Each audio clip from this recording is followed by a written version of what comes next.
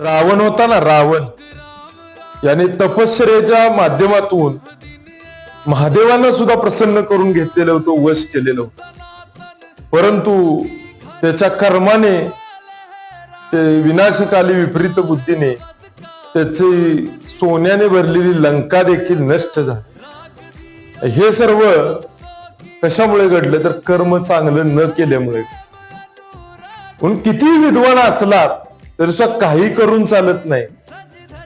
नीती हे तुमच्याकडे लक्ष ठेवून असते, अध्यात्म हे तुमच्याकडे लक्ष ठेवून असतच. त्याच्या पापाचा घडा भरला की त्याला त्याचे फळ मिळतच असत.